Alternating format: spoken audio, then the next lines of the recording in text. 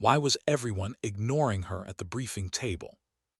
Because Staff Sergeant Bryn Keller had learned long ago that silence made people underestimate you, and underestimation was a weapon. She sat 2 seats from the end, hands folded, not fidgeting, not drawing attention. The captain at the front of the tent talked like he owned the desert, his voice cutting through the dry air of Camp Leatherneck.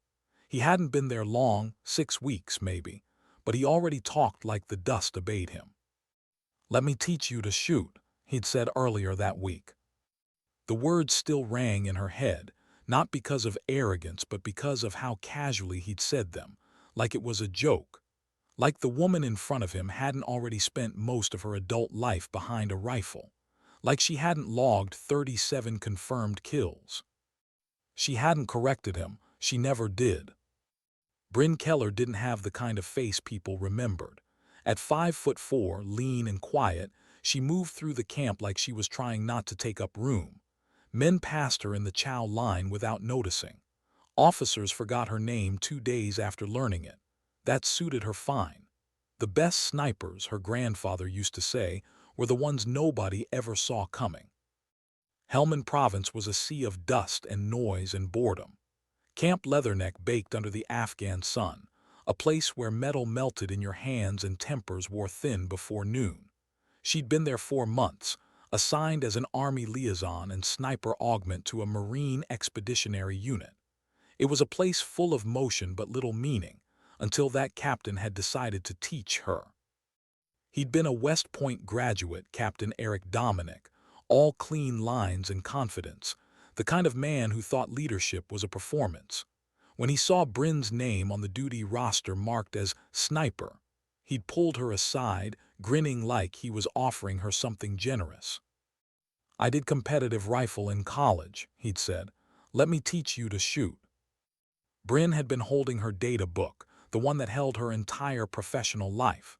Range tables, humidity corrections, wind calls, distances, and a kill log that didn't officially exist. She closed it slowly, nodded once, and said, "That's generous of you, sir. Thank you." He'd smiled, satisfied, and said, "We'll start next week." She never went. But the word spread like wildfire. The new captain was teaching the girl sniper how to shoot.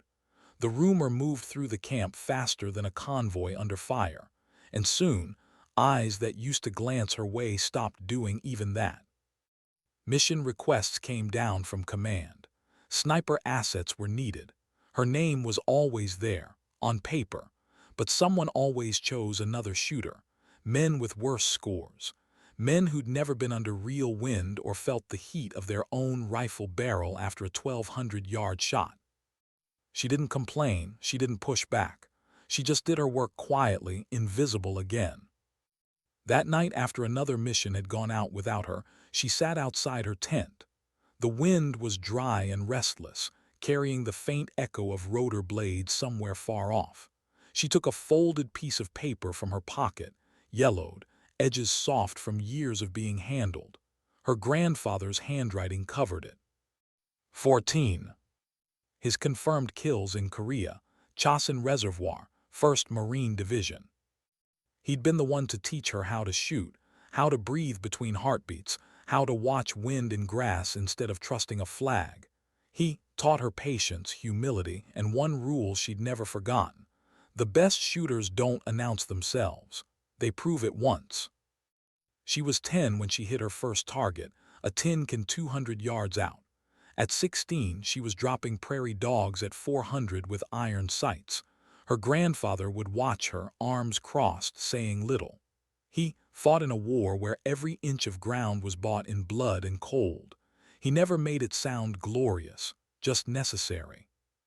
He died just before her first deployment, before she ever saw a battlefield for herself.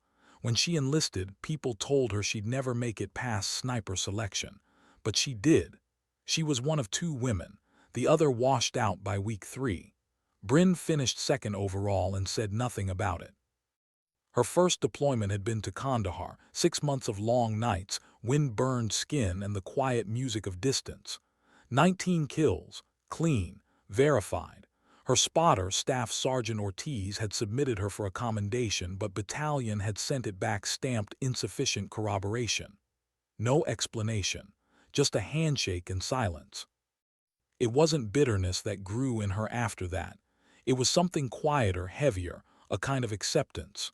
The system wasn't built for her, but that didn't mean she'd stop doing the job. Still, being ignored took its toll. The next weeks at Leatherneck blurred into sameness. Briefings, maintenance, range recalibrations, the sound of laughter around her that didn't include her. She started to think this was how it would stay, her skill buried under other people's assumptions. Until the order came through. A task unit up north had requested sniper support for a high-value target interdiction. The note attached was unusual: send your best. No politics, no preferences. The operations officer, a tired man named Henson, pulled files. He looked at shooting scores, range certifications, and kill confirmations. Then he opened Bryn's folder. He read it twice, then a third time. When he called her into his office, his voice was quieter than usual. "Why didn't you say anything?" She shrugged. "Nobody asked, sir." Henson exhaled, almost a laugh, then shook his head. "Pack your gear, Keller, you're flying north tomorrow." That night she couldn't sleep. Not from nerves didn't live in her anymore, but from something else. A pulse of something she hadn't felt in months: purpose. She unfolded her grandfather's paper again. The pencil mark for 14 had smudged nearly away, but she didn't need to see it anymore. She traced it with her thumb anyway. "You'd be proud, old man," she thought. Maybe. Before dawn, she walked the camp's perimeter, watching the sky bleed from gray to gold. Helicopters moved like shadows across the horizon. She passed groups of Marines heading out on patrol, some joking, some silent, none paying her any attention. Invisible again. But tomorrow that would change. She thought about Captain Dominic, the man who had smiled while offering her lessons she didn't need. She wondered if he'd even notice she was gone. Probably not. That too was fine. What mattered was the mission ahead. A SEAL unit operating near Marja, led by a man named Captain Vincent Shaw. She'd heard of him. Calm, methodical, a career operator with scars he didn't talk about. The kind of leader who didn't need to shout to be obeyed. She didn't know it yet, but that man would be the first to see her for who she really was. By the time the sun rose fully, she was sitting on a case of ammo outside the flight line, rifle across her knees. The metal of the barrel was cold under her hand, familiar, grounding. Around her, the camp came alive in a wave of sound. Rotors, engines, orders shouted across the dust. "Staff Sergeant Keller." She looked up. A logistics sergeant waved a clipboard. "Birds inbound, 10 minutes." She nodded, stood, slung her pack over her shoulder. Inside she was calm, focused. The noise around her dimmed into background hum. She wasn't thinking about medals or recognition or the captain's smug face, just the work, the shot, the stillness before the trigger. As the helicopter touched down, wind whipping dust into her face, she climbed aboard without a word. The door gunner offered her a hand. She shook her head and pulled herself up.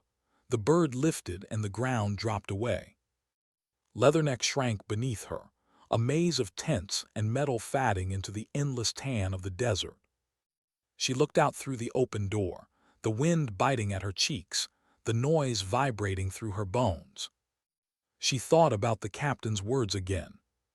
"Let me teach you to shoot." She smiled, just a small one, not of amusement but of quiet understanding. He had no idea what kind of lesson was coming. The helicopter dipped low over the desert, the light turning gold against the haze. From above, the land looked empty, just dust, wind, and the faint scars of old roads. But Bryn knew better. Somewhere down there were eyes watching, rifles buried under rags, patience waiting to kill patience. The pilot's voice cut through her headset. 2 minutes to touchdown. She adjusted her grip on the rifle case resting between her knees. The vibration of the rotors blurred into a steady rhythm against her chest.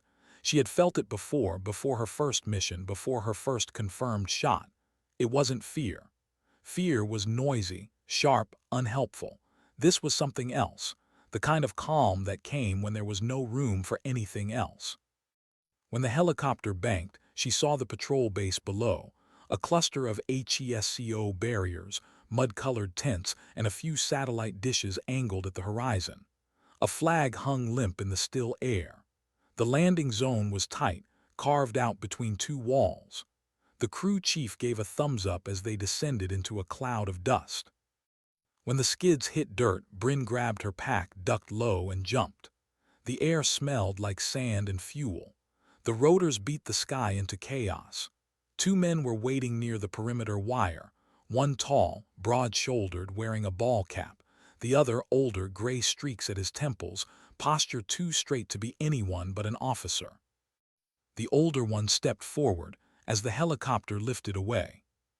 "You Keller," his voice was steady, even over the dying roar of the rotors. "Yes, sir." He studied her for a moment, eyes narrowing slightly. "Captain Vincent Shaw, you read the brief?" "Yes, sir, HVT interdiction, Northern Sector." He nodded once, then motioned for her to follow. "Walk with me." Inside the small operations tent, the air was cooler.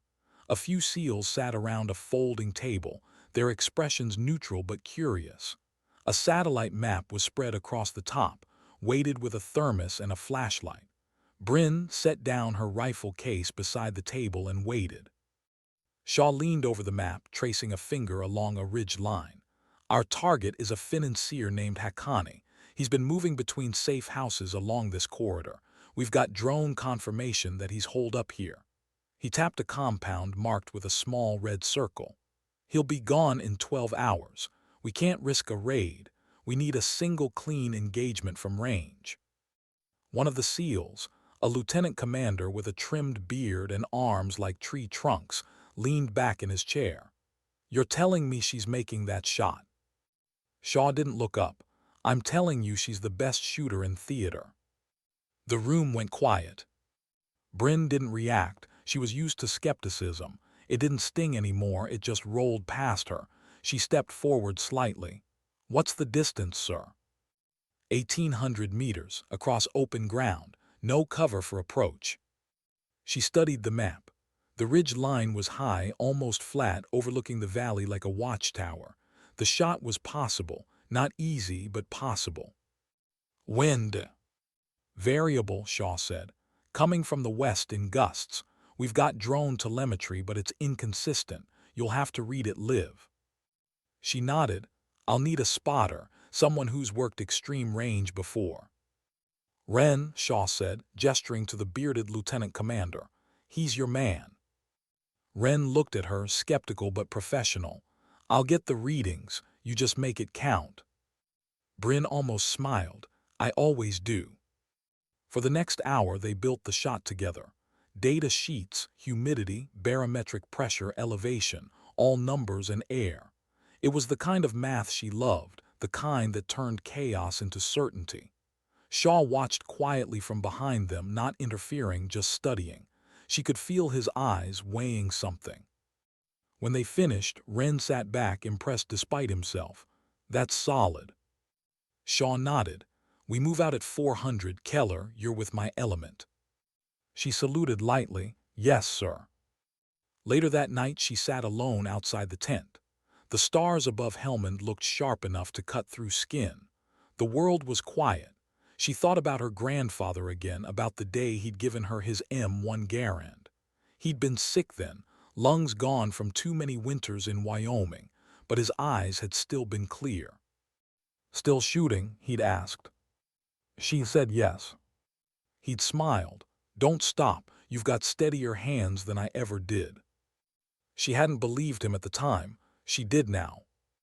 At 400 the world was black and cold. The team moved like shadows through the dust, Shaw, Wren, two operators, and Bryn in the middle. They climbed the ridge in silence, the only sound the crunch of rock under their boots. When they reached the top, the first edge of dawn brushed the horizon. Bryn unfolded her bipod, settled behind the rifle, and let the world fall into focus. Through the scope, the valley looked infinite. The compound sat just beyond a dry riverbed, low walls, a few figures moving, a single vehicle parked near the entrance. "Range?" she asked quietly. 1830 meters, Wren said. She adjusted her elevation, checked wind. The mirage shimmered like heat ghosts. "3 left," Wren called. "Hold." She inhaled, exhaled, waited. Then the radio crackled. "Target is mobile. Repeat, Haqqani is outside, moving toward the vehicle." Bryn's crosshairs found him, a man in a tan jacket, head uncovered, walking slowly across the yard. Time stretched. She felt her heartbeat settle, her breathing slow. "Wind steady," Wren whispered. Bryn squeezed the trigger between beats. The rifle cracked like thunder against the still morning air. Recoil pushed into her shoulder, but she stayed in the scope, riding the shot. 3 seconds later, Haqqani folded to the ground. The men around him scattered. "Target down," Wren said softly. "Confirmed." For a moment no one spoke. The world was still again. Then Shaw lowered his binoculars. His voice was quiet, perfect. Bryn cleared her rifle, checked the chamber, and started packing. She didn't smile, didn't celebrate. It wasn't pride she felt, it was relief, the kind that came from knowing the math had held true. Shaw crouched beside her. "Why the hell have you been sitting on a bench for 2 weeks?" She paused, looking down at her rifle. "Because people see what they expect to see, sir." Shaw studied her face for a long moment. Then he said, "Not anymore." They made the trek back down the ridge in silence. The sun was climbing higher now, the desert already turning hot. Bryn walked behind the others, rifle slung, the weight of it familiar and grounding. When they reached the base, Shaw told her to clean up and report to the operations tent. She didn't know why until she walked in and saw who was there. Captain Dominic, and the operations officer, who'd been passing over her name. Shaw stood at the head of the table, Bryn's personnel file open in front of him. He didn't raise his voice. He didn't have to. "I want you to look at something," he said, sliding the folder toward Dominic. 37 confirmed kills, verified after-action reports, ISR footage, spotter statements, all of it. Dominic flipped through the pages, his jaw tightening. "Sir, You offered to teach her to shoot," Shaw interrupted, voice calm but sharp enough to cut steel. "You've never fired a shot outside a range. She's been doing this longer than you've worn those bars. Maybe next time you'll think before you patronize one of my shooters." Silence filled the room. Bryn stood near the door, expression unreadable. She wasn't angry, she wasn't even satisfied. She just felt done, like a chapter she hadn't written had finally closed. Shaw looked at her then. "You'll be staying with my task unit for the rest of your deployment." "Yes, sir." "Good," he turned to Dominic. "She's earned her place. Try to learn something from her." When she stepped outside, the light was blinding. She squinted up at the sky, the sound of generators humming nearby. For the first time in months, she didn't feel invisible. She made the shot, but that wasn't what mattered most. What mattered was that someone had finally seen her. Later that night, she cleaned her rifle by lamplight. Every motion was careful, deliberate. The rifle was more than steel and glass. It was the bridge between who she'd been and who she was becoming. She thought of her grandfather again. The garand, the folded paper with 14 written in pencil. He'd told her once that the real measure of a sniper wasn't how many shots they took. It was how long they could wait for the one that mattered. She understood that now. As the lamp flickered and the camp settled into quiet, Bryn Keller allowed herself one small breath of peace. Tomorrow would bring more missions, more work, more wind to read and targets to find. But tonight, she let herself feel it, the calm after years of silence finally breaking. And somewhere in the distance, a helicopter cut across the night sky, its lights fatting over the ridge, carrying news that would travel faster than any bullet. The quiet sniper had spoken, not with words but with proof. Why did being seen feel heavier than being invisible? Bryn Keller had never wanted recognition. Not really. She'd spent years learning how to fade into the background, to become the unseen variable in someone else's success. But now, after one clean shot and a file opened on a table, the silence that had once protected her began to feel fragile, like glass, already cracking under too much light. Word traveled fast. The SEALs didn't gossip the way the line units did, but word still spread about the quiet Army sniper who dropped a high-value target at over 1,800 meters, clean through wind shear. Some said it was luck. Others said it was math. But those who'd been there, who'd seen her breathe between heartbeats and make the shot, didn't say much at all. They just nodded when her name came up. Shaw kept her close after that. Not as a gesture of favoritism, but because he understood value when he saw it. He had a reputation for building his team from trust, not noise. Every operator under his command knew that if you were still standing after one of his missions, you'd earned it. Bryn became part of his rhythm. Briefings at dawn, Overwatch by day, long silence-filled nights punctuated only by radio static, and the occasional flash in the distance that meant someone's luck had run out. Still, not everyone was convinced.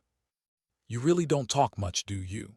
Wren said one night, sitting beside her on a rooftop that overlooked a narrow valley. The two had been paired again for Overwatch, their comms quiet except for the occasional wind update. Bryn looked at him without turning her head from the scope. "There's usually not much to say." He chuckled. "Guess that's why you shoot better than most people breathe." She didn't respond, but the corner of her mouth twitched, almost a smile. Wren leaned back against the low wall. "You know, Shaw doesn't bring outsiders in. Not ever. The fact that you're here means something." "Means he needed a rifle," she said softly. He shook his head. "Means he saw something the rest of us missed." The conversation drifted after that back into silence. The kind Bryn liked, the kind that didn't demand anything. A faint wind brushed over the roof, carrying the scent of dust and distant fire. Through the scope, she watched a set of faint figures moving near a compound wall half a mile out. Locals. No threat. She marked them, logged their pattern, and settled again. Quiet moments like this were the real battlefield. The waiting, the stillness, the thoughts that came uninvited. She thought about her first kill, Kandahar, 1,100 meters. The target had been a spotter with an old Soviet Dragunov rifle, taking potshots at a patrol route. She'd been lying under the blistering sun for hours, sweat dripping into her eyes. When the command came to take the shot, she'd exhaled and pulled the trigger like it was the simplest thing in the world. The man dropped instantly. She hadn't felt pride or guilt, just the strange, clean silence afterward. Now, years later, she still felt the same way. The only difference was that now people were starting to notice. That was the problem. After the Haqqani hit, Shaw's higher-ups had taken interest. They wanted Keller's name on more ops, more reports, more results. But attention brought questions. Who was she? Why hadn't anyone noticed her before? How had she been overlooked? And in the way of all bureaucracies, praise came with pressure. During one post-mission debrief, a senior intelligence officer from another command dropped into the tent. A man with polished boots and a tone that didn't match the desert. "I read your file," he said to Bryn, smiling like it was a compliment. "Impressive numbers for someone who's, well, not exactly what we picture when we think sniper." Wren stiffened beside her. Shaw didn't look up from his notes, but the air shifted. Bryn met the man's eyes calmly. "What do you picture, sir?" He hesitated, "Just saying it's unusual, you're." Shaw's voice cut through. "She's the best we've got, that's all you need to know." The man cleared his throat, nodded awkwardly, and left. Afterward, Shaw glanced up at Bryn. "You handled that well." "I've heard worse," she said. He studied her for a moment. "You shouldn't have to." Bryn didn't answer. She wasn't sure what to say to a commander who actually meant it. The next mission came 2 days later, target observation on a suspected weapons cache. No engagement, just overwatch and intel collection. Bryn and Ren were dropped by Hello on a ridge overlooking a dried-out wadi. The mission was simple: watch, record, report. But simple missions had a way of turning. Midway through the second day, they saw movement, 3 armed men approaching the cache site. One carried a radio, another a rifle with a scope. Ren called it in. HQ came back with orders: maintain eyes on, do not engage. Then one of the men raised binoculars, right toward their ridge. Compromised, Ren muttered. Bryn adjusted her scope. The man with the radio started pointing. Another dropped to a knee, aiming. Permission to engage, Ren called into the mic. Static, no response. Bryn exhaled slowly. We don't have time. She adjusted her windage, felt the crosshairs steady. 300 meters, Ren whispered. Left targets the spotter. Got him. She fired once. The round hit clean. The spotter dropped. The second man went for the radio. She shifted, adjusted 2 clicks down, squeezed. Another hit. The third man ran. Bryn didn't shoot. Ren looked at her. He'll warn the others. Let him, she said quietly. He'll warn them that we're watching. When they got back to base, Shaw met them at the landing zone. He didn't ask for justification. He didn't need one. He read the report and nodded. You did the right thing. But later that night, Bryn sat by herself again. The camp was quiet except for the low hum of the generators. She cleaned her rifle piece by piece, hands steady, thoughts not so much. Every shot she'd ever taken lived somewhere inside her. Not as ghosts, she didn't believe in those, but as numbers, distances, coordinates burned into memory. She could recall everyone if she wanted to. Sometimes, in the dark, they came back uninvited. She remembered what her grandfather had told her once, when she'd asked if he ever regretted the 14 marks he'd made on that folded paper. Regret, a funny thing, he'd said. It sneaks in when you start counting. That's why I stopped after 14. Numbers make you forget they were people. She'd been 16 then, too young to understand. Now she did. The next few weeks blurred into a rhythm. Missions, briefings, overwatch, more missions. She became part of the team in a quiet, unspoken way. The SEALs stopped questioning her presence. They stopped calling her Army. They started calling her by name. Keller, wind check. Keller, you've got eyes. Keller, you seeing this? Every time her answer was calm, precise, professional.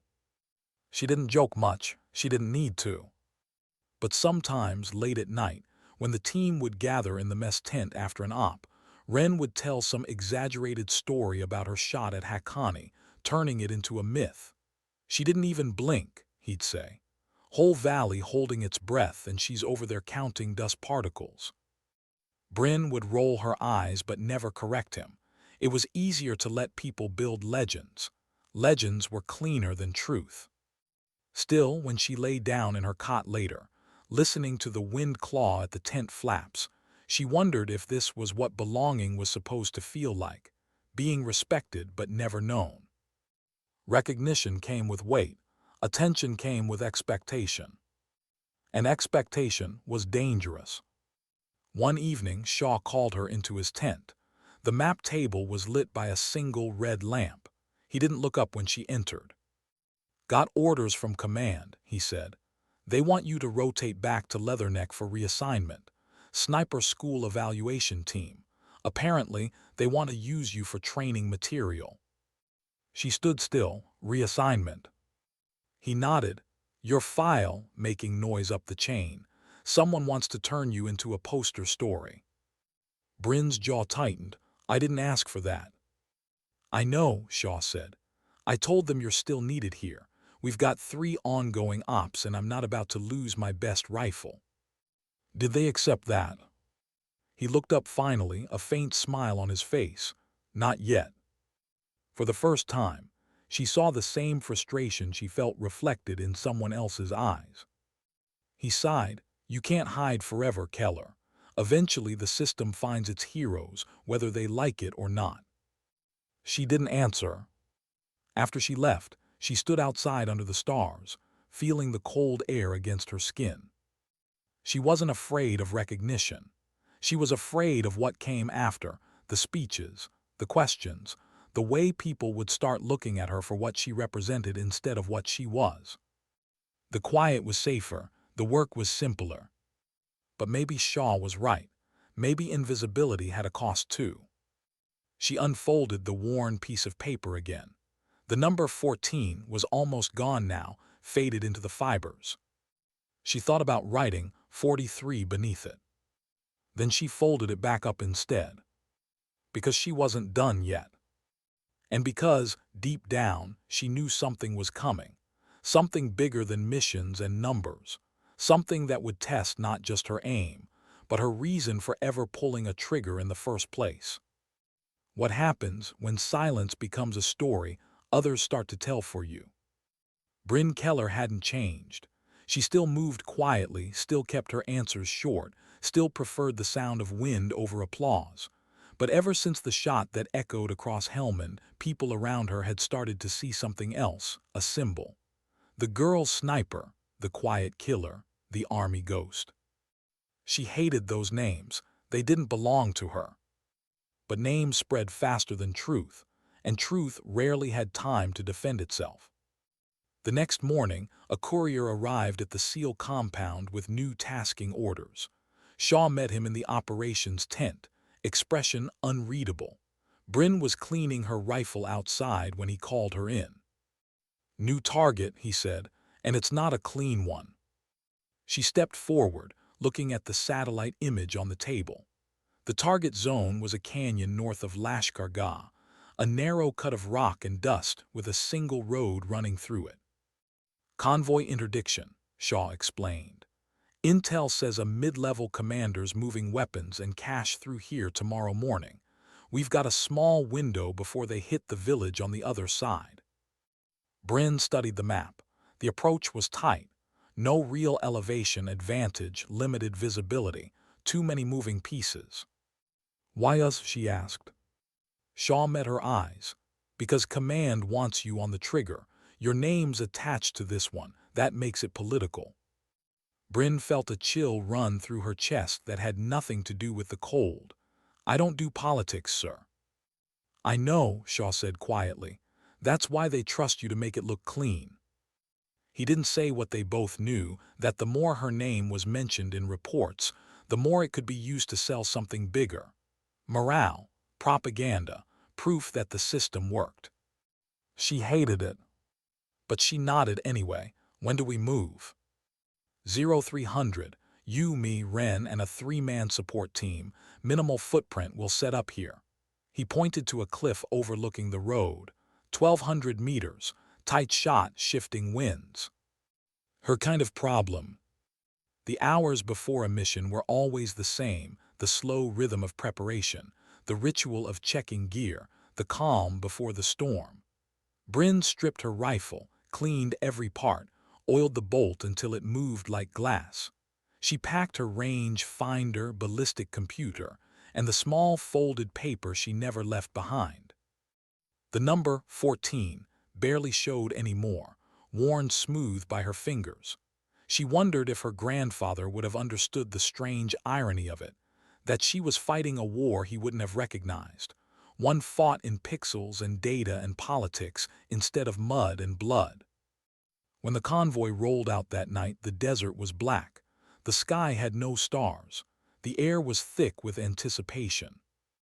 They moved fast, low silhouettes against higher ground, following the ridgeline north. No headlights, no chatter, just breathing and the crunch of boots on gravel. By the time they reached their perch, the horizon was bleeding gray. Ren sat up beside her, checking his scope. Shaw crawled up behind them, radio pressed to his ear. Convoy's moving, ETA 20 minutes. Bryn nodded, scanning the valley. The road below was a thin scar of dirt twisting between rocks. She adjusted her magnification, dialing into the far bend where it disappeared into shadow. Wind from the east 3 knots steady. She logged it, adjusted 2 clicks left. Range to kill zone. 1190, Wren said. Perfect range, clean, manageable. When the first vehicle appeared, a battered pickup loaded with crates, Bryn felt her breathing slow. 1, 2, 3, steady rhythm. Behind it came another truck, then a third. Through the scope she saw faces. Men in scarves, rifles in laps. One of them glanced up toward the ridge, squinting. She froze. Movement, she whispered. Front passenger, watching the ridge. Copy, Shaw said. Hold fire, not yet. The vehicle slowed. Dust swirled around them. The lead driver stepped out, scanned the ridge again, then gestured. Something was wrong. Sir, Bryn said softly, they know. Before Shaw could respond, the valley erupted. A burst of tracer fire ripped across the rocks.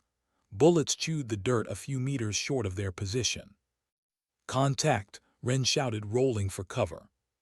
Shaw's voice was calm through the chaos. We're blown, return fire. Bryn slid back to her rifle, found the source, a gunner on a mounted weapon, spraying blind. She took a breath and fired once. The man dropped instantly. But more were moving now, 6, maybe more, fanning out along the road. Wren, I need ranges. 800, moving left. She adjusted, fired again, missed by inches, wind shift, adjusted, fired again, hit. Shaw's radio buzzed. We've got more inbound, technicals from the south. It was a trap, they'd been set up. Bryn's pulse stayed steady, but her mind raced. We can't hold this ridge. Negative, Shaw said. We fall back east 200 meters to the secondary position. Move. They grabbed their gear and ran low, dirt kicking up around them as rounds struck the ridge. Wren was behind her, Shaw just ahead. When they reached the secondary spot, Bryn dropped to her stomach and brought the rifle up again. 2 trucks were pushing up the road fast. She could see the silhouettes of men in the beds, firing wildly. Permission to engage. Do it. She took the first one through the driver's window. The truck swerved, flipped into the ditch. The second slammed its brakes and the men jumped out, scattering. Wren, right flank. On it. The firefight stretched out seconds that felt like hours. Bryn's rifle cracked again and again, each shot precise, deliberate. She moved through the engagement like a machine made of breath and mathematics. Then came the sound she hated, the click of an empty chamber. She reloaded, hands smooth, unhurried. The world narrowed to scope, target, wind. When it was over, the valley was silent again. Smoke curled from the wreckage below. Shaw crouched beside her, catching his breath. Everyone up. Wren's hit, someone called out. Bryn's stomach dropped. She turned. Wren was sitting against a rock, blood seeping through his sleeve. Not bad, but enough to make him pale. Through and through, he muttered. Just grazed me. Bryn ripped open a med pack and wrapped his arm tight. Her hands were steady, but her eyes weren't. Wren looked at her, half smiling despite the pain. Hell of a morning, huh? She didn't smile back. You'll live. They exfiltrated under cover of a dust storm that rolled in like salvation. By the time they reached the patrol base again, they were caked in dirt and silence. Command wanted debriefs, reports, numbers. Bryn sat in the corner of the operations tent answering questions in short, factual phrases. No emotion, no commentary, just data. But later, when everyone else had left, Shaw lingered. He stood near the map, hands on the table, staring at the satellite image. They were waiting for us, he said. Bryn nodded. Intel leak. Yeah, his voice was low. Somebody wanted that convoy engagement public, wanted your name attached to it. She looked up. To make me look good. To make you visible. He turned toward her. There's a difference. The room went quiet. She thought of all the times she'd been ignored, dismissed, invisible. and for the first time she wished she could go back. "Sir," she said quietly, "permission to request reassignment. Away from this attention." Shaw shook his head. "Not happening, not yet. You're too valuable, and if you walk now, they'll rewrite the story without you." She didn't respond. She didn't know how. That night she sat outside her tent, the folded paper in her hands. She traced the faded number again, feeling the grit under her nails. The desert wind whispered around her, full of the ghosts of the day. For the first time in years, she felt something close to fear. Not of dying, not of combat, but of being turned into something she was. The kind of fear her grandfather had warned her about. The kind that came when your name started to matter more than your purpose. She looked at the paper one last time, then folded it slowly and tucked it away. Somewhere inside, a quiet voice whispered that this wasn't over, that someone somewhere was pulling strings she couldn't yet see. And next time, the cost of her silence might be more than her peace. Who do you trust when the bullet came from behind you? For Bryn Keller, trust had always been a luxury, something given once and earned slowly. In war, loyalty wasn't about words. It was about who stayed still when everything around you started burning. But after the canyon ambush, something had shifted. The SEAL task unit was quiet, too quiet. Conversations ended when she entered a room. Files she wasn't supposed to see suddenly vanished from the operations drive. And Shaw, the one man she believed didn't play politics, had grown distant, buried in briefings, meetings, encrypted calls that lasted deep into the night. She tried not to read into it, tried to focus on her work, maintenance, marksmanship drills, keeping her rifle zeroed despite the dust that got into everything. But the silence had weight now. It pressed down on her like the heat. 3 days after the ambush, Command sent a liaison officer from Leatherneck, a Marine major with perfect posture and a smile that didn't reach his eyes. He arrived in a convoy of armored trucks, flanked by security. The kind of arrival meant to send a message. This wasn't routine. Bryn was in the range yard when Shaw called her over. "Major Lafferty," Shaw said as she approached. "Staff Sergeant Keller." The major's handshake was firm but cold. "So you're the one causing all the noise." Bryn's face didn't change. "Sir." He tilted his head like he was measuring her. "Convoy op. Haqqani hit. 2 high-value engagements in under a month. That kind of success rate gets attention." She said nothing. Lafferty smiled, thin and practiced. "I'm here to run a review. Command wants to understand how someone with your record went unnoticed for so long." Shaw's jaw flexed. "We've already submitted after-action reports." "I'm sure you have," Lafferty said, turning toward him. "But the brass upstairs wants eyes-on verification. Procedures, oversight, you know how it is." Bryn knew exactly how it was. The same machine that ignored her for years was now tearing itself apart trying to claim her. "Am I under investigation, sir?" she asked. Lafferty smiled again. "Of course not. We're just here to make sure your story checks out." Her story, not her work, not her performance, her story.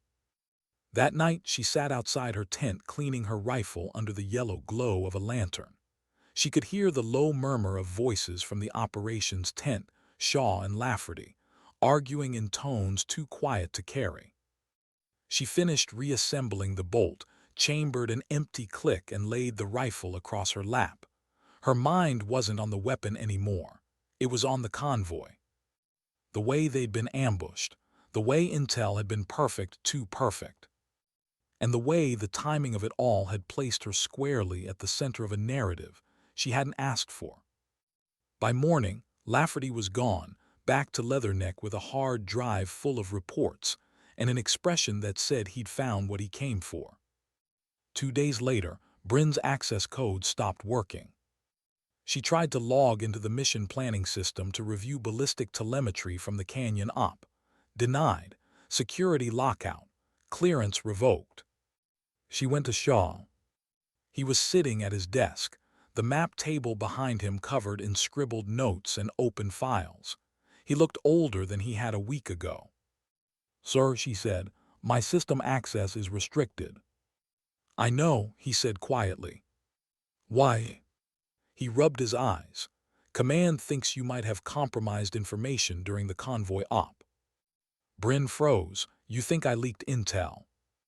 "No," he looked up at her, steady and tired. "But someone did, and they're using your name to cover it." Her throat tightened. "Who?" "I don't know yet." Silence filled the space between them. Outside, a helicopter passed low, its rotors beating a dull rhythm. "What do they have?" she asked finally. "A transmission," he said. "Encrypted. Came from our sector 30 minutes before the ambush. The data tag was yours." Her stomach turned cold. "That's impossible." "I know." "Then tell them that." He sighed. "I did. It doesn't matter. They want a culprit and you're convenient, too visible now, too easy to make an example of." The words hung in the air like a verdict. Bryn stared at the floor. "So what happens now?" "For now, nothing," Shaw said. "I've locked your name out of mission rosters, keeps you off their radar until I can get this sorted. But Keller—" She looked up. "Be careful who you talk to. Someone's watching." For the first time since she'd met him, she saw something like fear in his eyes. That night Bryn couldn't sleep. She sat on her cot, listening to the wind scrape against the canvas walls. She went over everything: the briefing, the convoy, the timing. The data tag couldn't have come from her gear. She kept her comms dark until Shaw's order to engage. That meant someone had cloned her ID. But how? And why her? The next morning, she found her answer. Wren was sitting outside the comms tent, arms still bandaged from the canyon wound. He looked exhausted. When he saw her, his eyes flicked away too fast. "Morning," she said. He nodded without looking up. "Hey. You okay?" "Yeah," a pause, "just tired." She waited, the silence stretched. Finally she asked, "You've been on the network since the op?" He hesitated. "Yeah, Shaw asked me to pull telemetry for the after-action." "Did you find anything?" He didn't answer right away. Then quietly, "Look, Keller, I need to tell you something." She sat down beside him. "Go ahead." He rubbed his hands over his face. "The transmission, it didn't come from your gear, but it looked like it did." She frowned. "Meaning?" "Meaning someone spoofed your signal, but they used my access to do it." Her breath caught. "You?" He nodded, ashamed. "Not on purpose. I left my tablet connected to the relay after pulling SAT data. Someone remote accessed it while I was down in the vehicle bay." "Who?" "I don't know, but when I went to check logs this morning they were gone. Wiped." She stared at him for a long moment, the weight of it settling like lead. "You realize what that means?" He nodded. "Yeah, they wanted it to look like you. They wanted you out of the way." Her mind moved fast, connecting threads. The liaison visit, the sudden access lockout, the perfectly timed ambush. This wasn't random. This was deliberate. She stood up, voice calm but cold. "I need to see Shaw." Shaw's face darkened when he heard. "Spoofed signal. That explains the tag, but not the motive." "It's not motive," Bryn said. "It's leverage. Someone's trying to use me. If they control the story, they control how the mission looks. If I'm the scapegoat, nobody looks deeper." He nodded slowly. "You think it's Lafferty?" "I think he's the messenger, not the hand behind it." For a moment, neither spoke. Then Shaw said, "You're not staying here. If Command decides to detain you, I can't protect you inside this compound. You're being transferred back to Leatherneck under my orders, temporary reassignment. Officially, it's to assist with sniper training. Unofficially, I disappear for a while," she said. He met her eyes. "Exactly." By dawn, she was packed. The team watched her quietly as she boarded the helo. No salutes, no words, just nods. The air was heavy with unspoken things. Ren walked up just before she stepped inside. "For what it's worth," he said softly, "I'll fix this." She studied him for a moment, then nodded. "Just stay alive." The helicopter lifted, blades beating the rising sun. Bryn looked down as the base shrank below her, a cluster of tents fatting into dust. She didn't know when she'd be back, or if she'd be back. At Leatherneck, the world felt different. Bigger, louder, busier. Every corridor she walked through carried whispers. People stared, looked away. She could almost hear the rumors that she'd leaked intel, that she'd been pulled off ops, that maybe her record wasn't real after all. She said nothing. She went to the range that evening alone, set up a target at 900 meters. Wind, variable 5 knots, temperature 34 degrees C, humidity almost none. She settled behind the rifle, the one constant in a shifting world. Breathe, adjust, fire. The shot split the air, punched through the center of the target, dead center. She cycled the bolt, loaded another, fired again. Each shot was clean, mechanical, perfect, and somehow hollow. Because now she knew the truth. It wasn't the bullet she was fighting anymore. It was the story being written around her, by people who needed a villain, a symbol, or a ghost to blame when things went wrong. And in that moment, she made herself a promise. If they wanted her to vanish, she'd give them silence. But not the kind they expected. The kind that hunts back. How do you fight an enemy you can't see and can't shoot? For Bryn Keller, the battlefield had changed. No ridges, no rifles, no clean horizon to measure wind against. The war was inside files now, inside whispers, inside the story someone else was writing for her. At Camp Leatherneck, she was technically reassigned. Unofficially, she was isolated. Her quarters were small metal walls, a desk, a bed, and silence thick enough to hear her own heartbeat. Every day, she trained recruits on range procedures, taught them breathing control and firing discipline. They listened politely, wide-eyed, unaware that the quiet woman correcting their trigger squeeze was the same sniper whose name command wouldn't say out loud anymore. By night, she studied patterns. She managed to access a backup of her mission telemetry through an old data stick. Ortiz, the spotter from her first deployment, had once taught her to keep for when things get political. Ortiz had always said every sniper should have a second target, the truth. She plugged the drive into her terminal, watched encrypted lines of code scroll by, and waited for meaning to surface. At 02:13 hours it did. A routing signature, hidden inside the data log from the convoy mission. Not hers, not Wren's. A third tag, Marine Intelligence. The same office Major Lafferty reported to. She sat back in her chair, staring at the screen. The room hummed with generator power. Her pulse stayed calm. It always did before a shot. This wasn't anger, this was clarity. They'd used her ID to leak data, used the chaos to justify her removal, and now, with her silenced, the narrative was safe.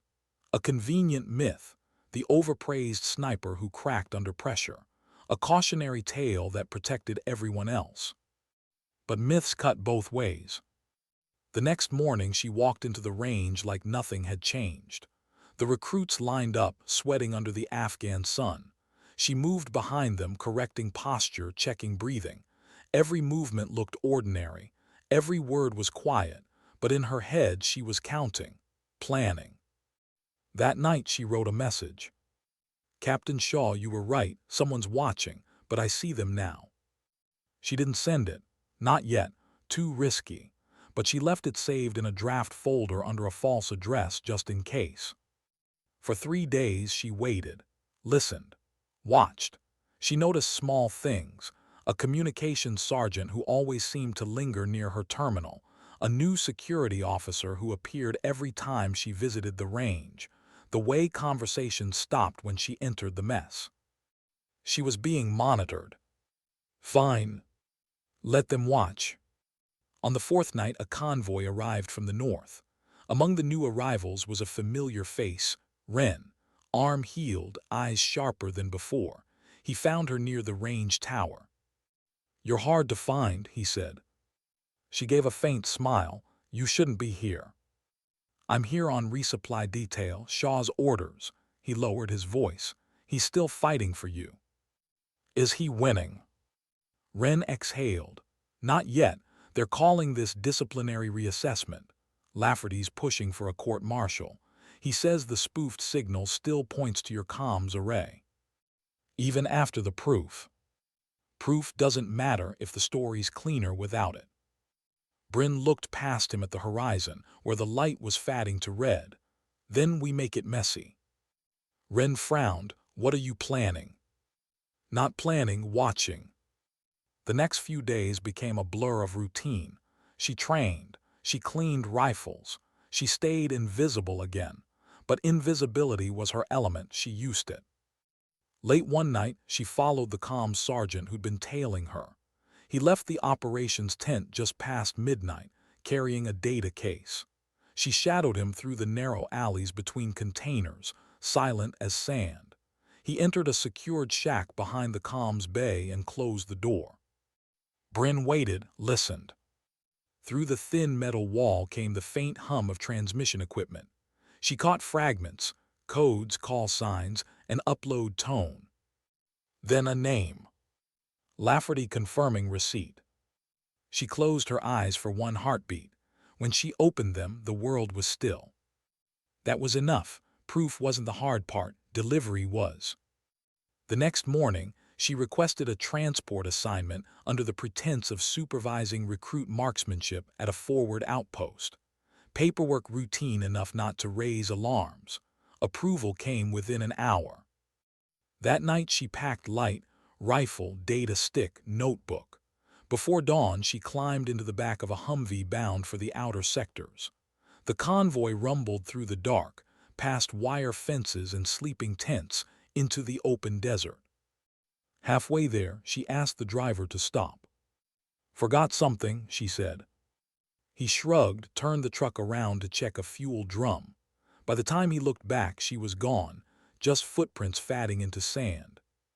She moved north on foot, using the stars like she had as a girl hunting coyotes on her grandfather's ranch.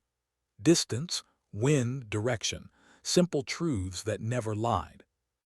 By sunrise, she reached an old observation post overlooking the main comms tower. She set up her scope, dialed the magnification, and watched. Hours passed. Then movement, the same sergeant entering the shack again, data case in hand. She took photos through the lens, timestamps, equipment IDs, the Lafferty code printed on the case label. Evidence. At noon, she packed up and walked back toward the base, slipping through a supply convoy unnoticed. She'd always been good at being no one. That night, she uploaded the images to a secure cloud hidden in a training server, one that only a handful of field instructors even knew existed. Then she wrote another message. To Captain Vincent Shaw. Subject: you were right. Attachments: 3 files. Message: they framed me to cover an intel breach routed through Lafferty's office. Sergeant C. Rowe is the courier. Proof attached. I'll stay quiet until you move. Don't respond. Keller. She hit send. And waited. For 2 days, nothing.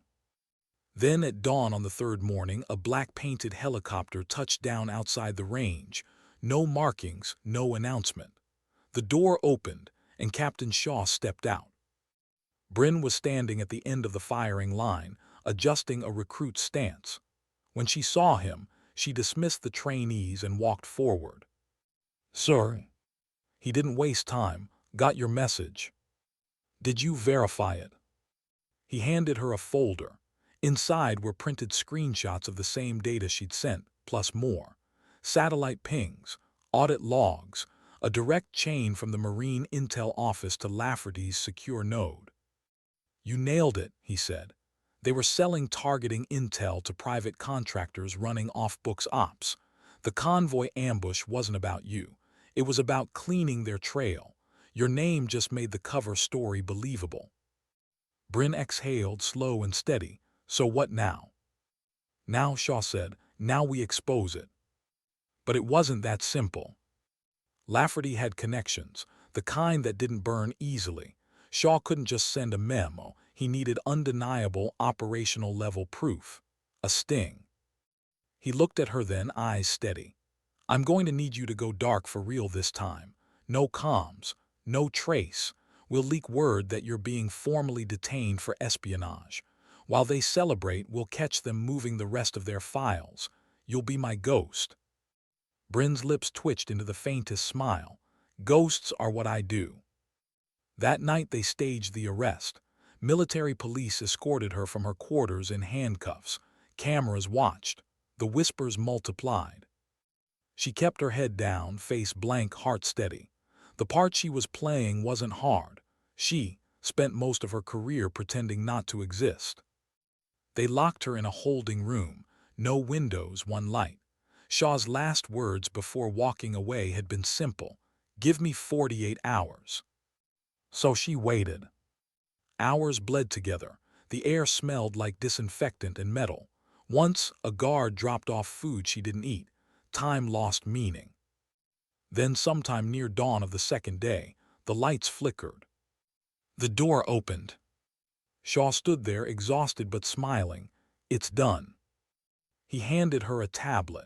On the screen was a report already circulating up the chain, evidence package authenticated by 3 independent oversight officers. Lafferty's name was at the top. Underneath, a full list of data transactions linking him to the compromised operations. He's finished, Shaw said. You're cleared. Bryn stared at the screen. Relief didn't come right away. It never did. She learned too much about the cost of vindication. What happens now? She asked. You go home for now. They'll try to make this quiet, but your record, your real record, will stand.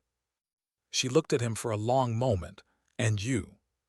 He smiled faintly. I'll take the heat. Command doesn't like ghosts who prove them wrong. She nodded once. When they walked out into the daylight, the base was waking up, engines humming, flags snapping in the wind. People stared as she passed, whispering, confused. She didn't look back. In her pocket, the folded paper was still there, creased, fatting, 14. She thought about writing a new number again. 44 now, counting every confirmed shot, but numbers felt smaller than truth. Her grandfather had once told her that dignity wasn't something you earned. It was something you kept, even when no one was looking. She'd kept hers, barely, but she had. As the helicopter lifted off, the desert shrinking beneath her, Bryn Keller looked out across the horizon, wide, endless, and silent. For the first time in a long while, she didn't feel invisible.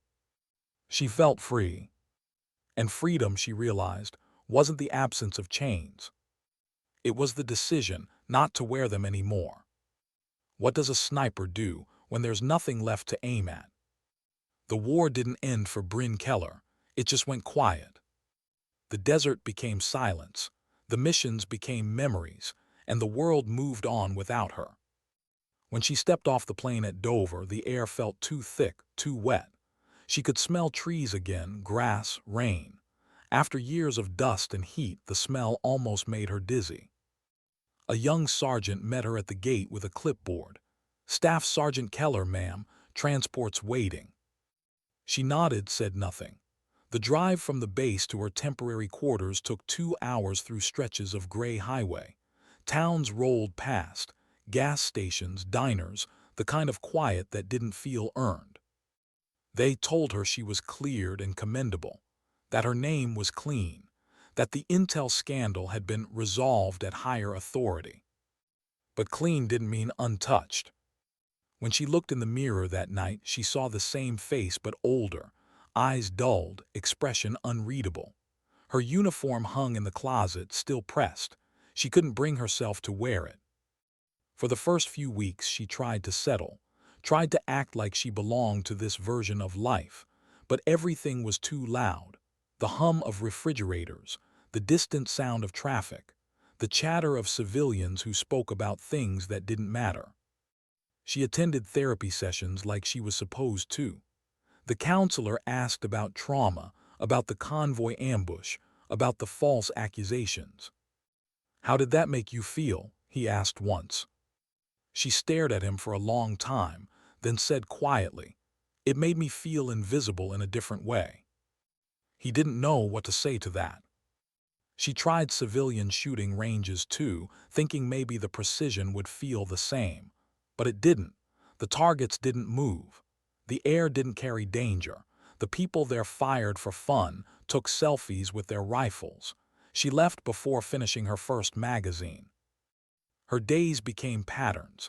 Early runs before dawn, coffee in silence, long walks through neighborhoods that felt too safe. Every motion was deliberate, mechanical. Like she was still on mission, except there was no mission left. One afternoon, while sorting through old boxes in storage, she found her grandfather's Garand again. The wood was worn smooth, the steel cold. She sat on the floor and ran her thumb along the stock where he'd carved initials, just BK and a faint cross below it. The folded paper was still inside the buttplate compartment. 14. She unfolded it, stared at the faded pencil marks. For the first time in years she wanted to cry, but the tears didn't come. They never did. She thought about what he'd said before he died. "You've got steadier hands than I ever did." He'd been wrong. Her hands shook now. Not from fear, but from everything she'd been forced to hold on to. Weeks turned into months. The Army called a few times, asking if she'd consider returning as an instructor. She didn't answer. Shaw sent one message, just 2 words. "Still standing," she replied, trying. She didn't hear from him again. At night she started dreaming again, something she hadn't done in years. Always the same dream, sand, wind, the echo of a rifle shot. But instead of falling targets, she saw herself through the scope. Small, motionless, waiting for something that never came. One evening, she found herself at a shooting range outside Cheyenne. The kind of place where old vets gathered to talk about politics and young kids came to feel dangerous. She signed in quietly, took a lane, unpacked her rifle. The man at the next lane glanced over. "You military?" She hesitated. "Used to be." He nodded at her rifle. "You shoot competition." She thought about it. Not anymore. She fired once. The sound echoed sharp and clean through the air, dead center. She adjusted slightly, fired again. Another center hit. The man whistled. Hell of a shot. Bryn didn't look at him. "I used to be better." He laughed. "Used to be. Lady, that's a 1-inch group at 100. She smiled faintly but said nothing. When she left, the sunset was painting the sky orange. She sat in her truck for a long time, just staring at the horizon. The stillness wasn't comforting anymore. It was heavy. That night she pulled out her old field journal, the one with the kill log. She hadn't opened it since Helmand. The pages were filled with numbers, coordinates, wind calls, ranges. 37, then 43, then 44. She read through each one slowly, remembering the faces she never saw, the silence after each shot. Then near the back, she found a blank page. She wrote one sentence. "I don't know who I am without the target." And she closed the book. The next morning, a knock came at her door. She opened it to find a familiar face, older, leaner, but unmistakable. Captain Vincent Shaw. "Sir," she said softly, surprised. "Thought I'd check in," he said. "I was passing through." She gestured him inside. He looked around the small apartment, bare walls, no photos, no sign of a life beyond necessity. "You living or surviving?" he asked quietly. She gave a faint smile. "Both on alternating days." He nodded. "I get that." They sat at the small kitchen table, steam rising from 2 mugs of coffee. For a while, neither spoke. The silence between them was the kind that didn't need filling. Finally, Shaw said, "Command offered you a teaching billet." She looked up. "You know about that?" He nodded. "They asked if I'd recommend you." "And?" I said yes. She looked down at her hands. "I don't know if I can teach this." "You taught us," he said. "You taught me what quiet looks like when it's earned." She shook her head slowly. "I didn't survive all that to stand in front of a whiteboard." "Maybe not, but those kids out there, they need someone who's seen both sides, the silence and the noise." Bryn didn't answer right away. He finished his coffee, stood up, and placed a folded envelope on the table. "If you change your mind, the address is in there. No pressure, just don't vanish completely." When he left, she sat staring at the envelope for a long time. Inside was a single page, orders pre-approved for reassignment to Fort Benning Marksmanship Training Division, and a note in Shaw's handwriting. "The best shooters aren't the ones who pull the trigger. They're the ones who know when not to." She folded the paper slowly. Her hands were steady again. That night she took the Garand out one more time, set up a single target at 200 yards behind her grandfather's barn. The wind was soft, the light fading. She aimed, breathed, and held for the heartbeat between beats. She didn't fire. She lowered the rifle, feeling the weight of it in her hands. For the first time since leaving the desert, she smiled. A small, quiet thing that felt more like peace than victory. Because maybe that was the point. Maybe the silence wasn't punishment. Maybe it was permission to stop fighting, to start living. The next morning, the envelope was gone from the table. So was she. By the time the sun rose over Georgia 2 days later, a new instructor had signed in at Fort Benning. She wore no medals, carried no fanfare. Her name tag just read Keller, B. The recruits didn't know who she was. To them, she was just another quiet instructor. Until the first range day. One of the young soldiers struggled with his breathing, his shots pulling low left. Bryn stepped behind him, calm and patient. "Breathe here," she said softly, pressing her hand to his shoulder. "In through the nose, hold, let it go between heartbeats."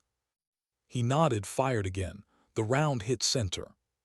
He turned, surprised. "How did you?" She smiled faintly.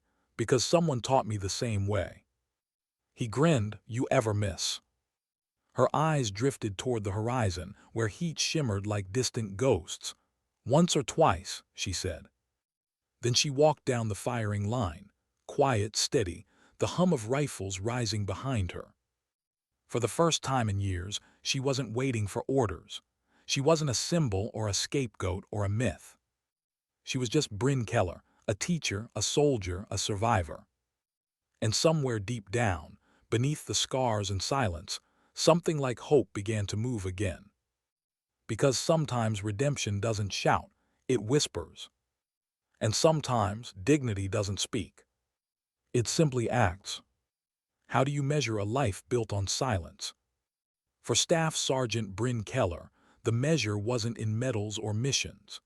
It was in the moments that passed without sound, the breath before the shot, the second between choices, the quiet after truth finally found its way home. Fort Benning was different from Afghanistan, but not easier. The noise here wasn't gunfire. It was chatter, drills, laughter. The sound of youth and confidence, of soldiers who hadn't yet learned what it meant to live with ghosts. Bryn had been teaching for 6 months. The recruits knew her only as Instructor Keller, the quiet one with steady hands and sharper eyes. She didn't tell them stories. She didn't talk about Helmand or the convoy or the man who once said, "Let me teach you to shoot." She just taught them to listen, to breathe, to respect the silence before every choice. It was late autumn when the letter arrived, official seal, army envelope, her name typed clean across the front. She opened it without emotion. Inside was a formal notice, retirement eligible, commendation pending. She stared at the words for a long time. They didn't feel like an ending. They felt like an echo. That evening, she stayed late on the range after the recruits left. The sun was low, painting everything gold. The targets swayed in the wind like ghosts waiting to be seen. She lined up a single shot with her rifle, not her service weapon, but the M1 Garand her grandfather had given her. She hadn't fired it since the day she'd come home. She settled into position, cheek against the stock. The smell of old oil and wood filled her lungs. Through the iron sights, the world was simple again, just distance and breath. She didn't pull the trigger, not yet. Behind her, gravel crunched. "Ma'am," a voice called. She looked up. It was one of her recruits, Private Alvarez, barely 20, nervous and respectful in that way new soldiers are when they approach legends they don't know are legends. "Range is closed, Private," she said softly. "Yes, ma'am," he said, hesitating. "I just wanted to thank you for yesterday. You helped me pass qual." She nodded once. "You helped yourself. I just showed you where the wind was blowing." He smiled awkwardly. "You make it sound easy." "It's not, it never is." He lingered, then said, "Ma'am, can I ask something? You ever shoot for real?" The question hung there, innocent, curious, and heavier than he knew. Bryn looked past him toward the horizon, once or twice. He nodded, satisfied. "I figured you just have that look." "What look?" "The look of someone who's already seen the shot before it happens." She smiled faintly. "Maybe." He looked at the Garand in her hands. "That's old school, doesn't even have optics." "It doesn't need them," she said. "The rifle doesn't do the work, the shooter does." He nodded, thoughtful, then saluted clumsily and walked back toward the barracks, his boots crunching against gravel until the sound faded. Bryn stayed there, the air cooling, the sky deepening. She thought about everything she'd done, the kills, the ambush, the betrayal, the redemption. She thought about Shaw, wherever he was now. About Wren, who'd sent a postcard months ago from a rehab center, scrawled with the words "still breathing." And she thought about her grandfather, the man who'd taught her to shoot and, without realizing it, taught her how to stop. She exhaled slowly, then she fired. The sound cracked through the still air. The round struck dead center at 200 yards. Clean final. When the echo faded, she whispered to the wind, 14. It wasn't the number anymore. It was the legacy. The next morning she arrived early as always. The recruits lined up, half awake, rifles slung awkwardly. She walked the line, adjusting stances, correcting grips. Her movements were small, precise, patient.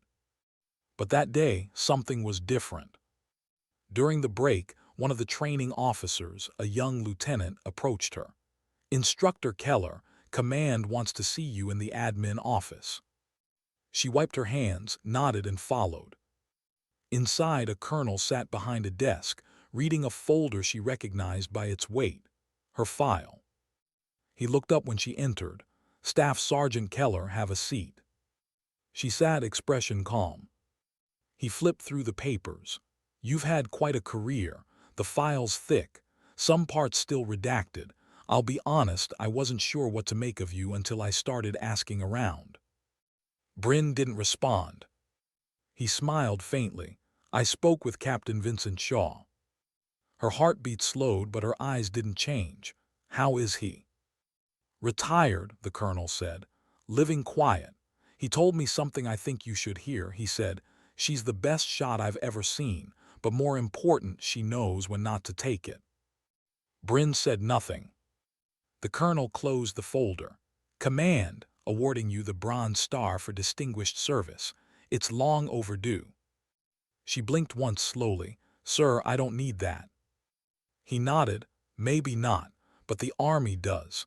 It needs people like you to remind it what restraint looks like." She stood, saluted. "Understood, sir."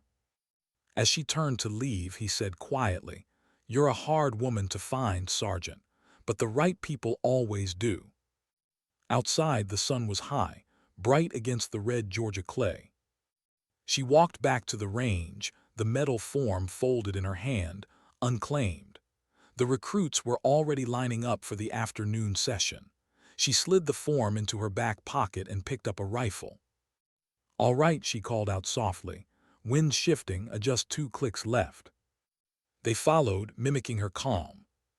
When the shots rang out, the smell of gunpowder filled the air. She walked behind them, watching their movements, the small tremors in their hands, the determination in their eyes. For a moment she saw herself, 21 years old, invisible, stubborn, full of quiet fire. At the end of the line, Private Alvarez was struggling again. His last shot had gone wide. She crouched beside him. "What happened?" He frowned. "Wind changed, I didn't see it." She nodded toward the field. "It always changes. You can't stop it. You just read it, trust your correction, and shoot anyway." He looked at her, unsure if she was still talking about wind. "Ma'am." She smiled faintly. "Every shot's a choice, Alvarez, even the ones you don't take." He nodded slowly, breathing steadying. "Yes, ma'am." She stood and stepped back. He fired again. The shot hit center. Bryn watched the target flutter, then looked up at the sky. The light was warm, soft, peaceful. In that moment, she realized something. She'd finally stopped measuring herself by numbers or shots or distance. Her life wasn't the sum of her kills.